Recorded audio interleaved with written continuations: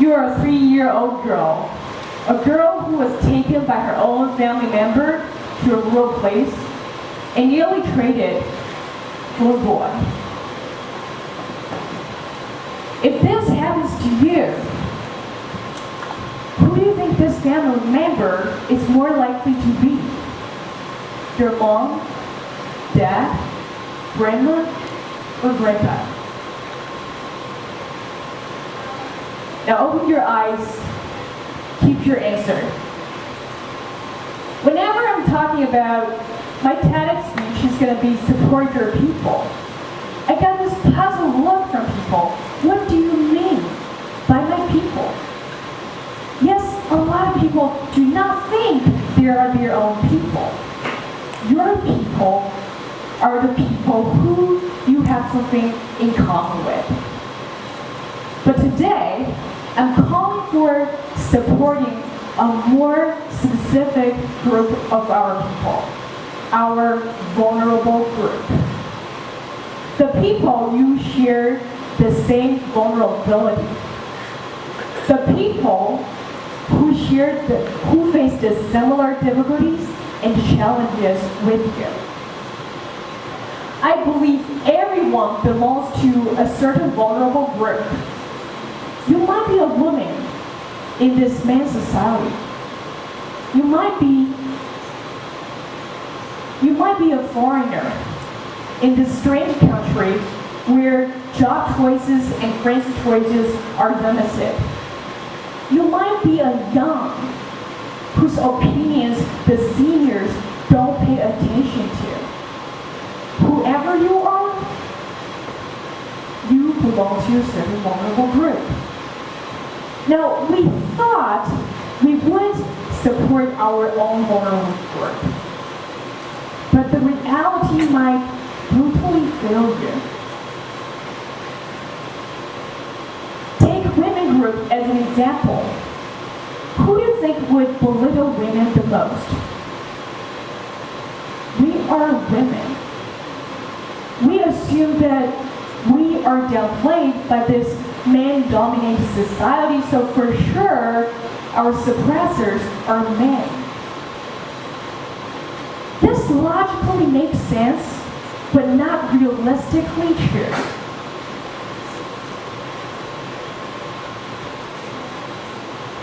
I see through my personal experiences and experiences from people around me that women are downplaying women as much as, if not more than men.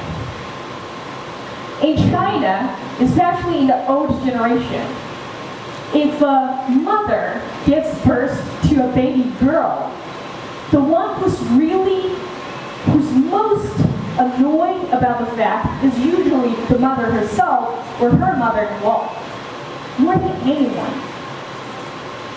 Remember the imagination I asked you to do in the very beginning? It was a true story. I was the girl. And that person who nearly did it, who nearly traded me for a boy, was my grandma.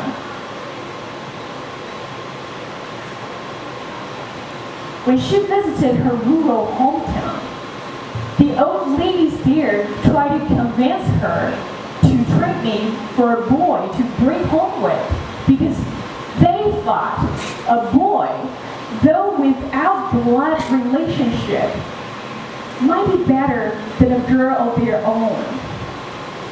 See something here? It was my grandma, who was a female herself, considered doing it. It was the old ladies who were female who tried to convince her. I had a friend who's 40-something. Once she said in a numb manner about how her mother treated her differently than her brothers. She said in her childhood, she was constantly threatened to be abandoned because girls were of no use for her mother's point of view.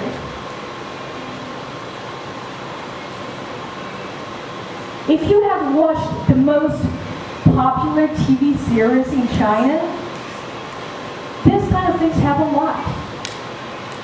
Su Mingyu's mother in Dou Tingtao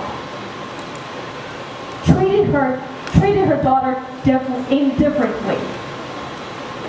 And she would not support her education even though she could go to a really good university because she thought the family money should be spent in a much more reasonable way, that is to buy things for her son.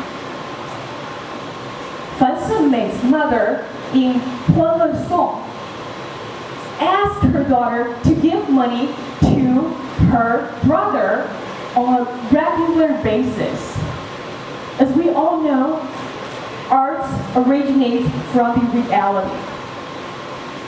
This kind of thing happened in reality.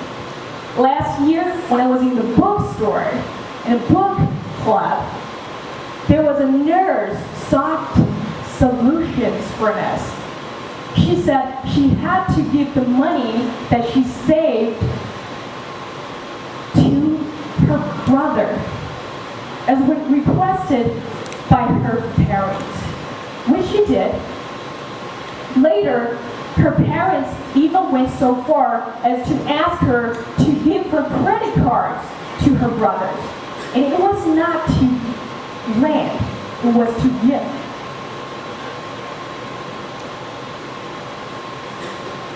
See something here? Girls, women were downplayed by women. But women are not the only vulnerable group where this pulling down on people thing takes place. Sometimes they take place in a much more inconspicuous way. I suffered from a disorder, so there was a period of time when I frequently visited an online forum, hoping to see some encouraging information stories from the people who had the same vulnerability. But those so-called brothers and sisters, they just set this pessimistic tone to show that there was no possibility for us since we were different from the healthy people.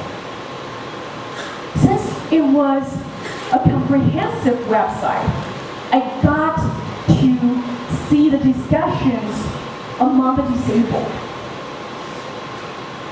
The situations there was no better. I still remember there was a really sad guy who was disabled.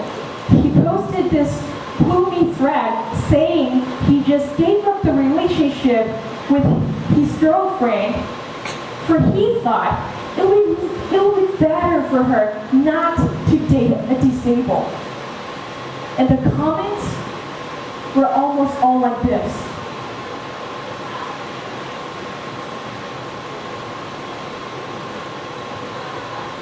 It's noble for you to give up. I admire your sense of responsibility for giving up. Glad you could think clear and make the decision.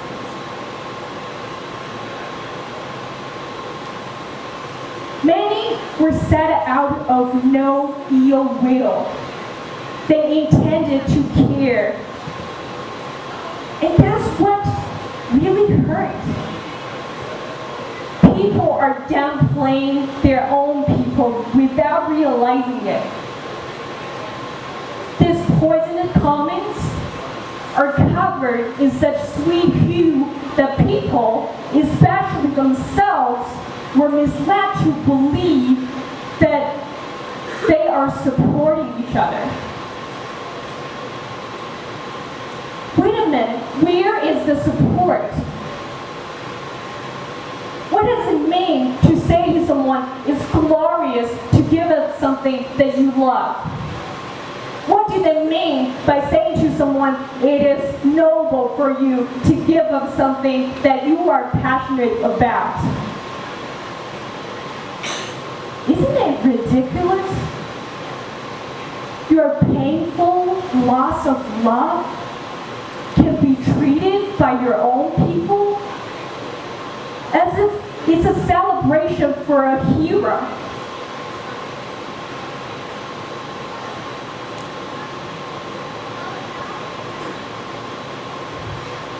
When I was there, seeing those threats, I was shaking.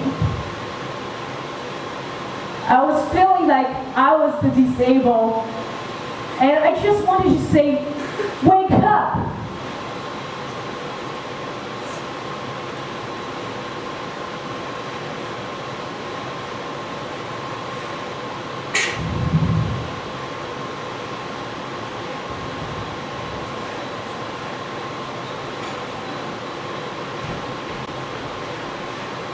There is only, you see, this is online. I don't know you. You don't know who I am. You know nothing about me except I have the same vulnerability with you. In this case, I'm a disabled. So based on this single factor, you can be so sure that I can only give a girl disaster if I keep up the relationship. There is only one explanation for this kind of tragedy, why people are not supporting their own people. Self-denial.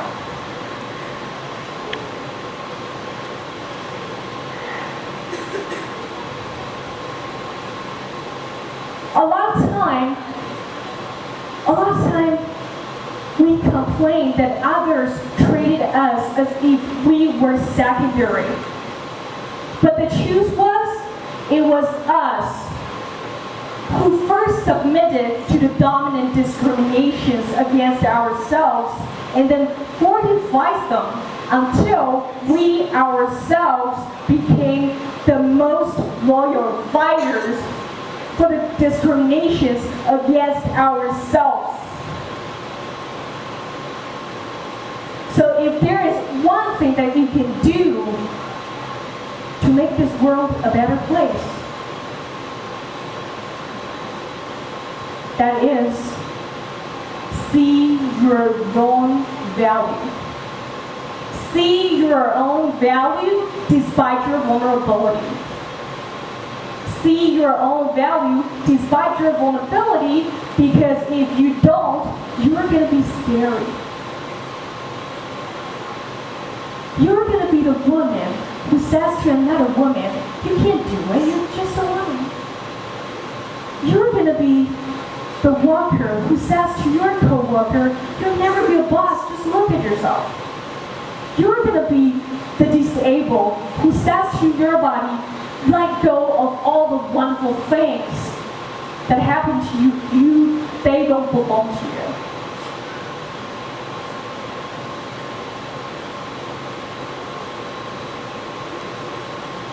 So please, help the world, support your people by valuing yourself. Thank you.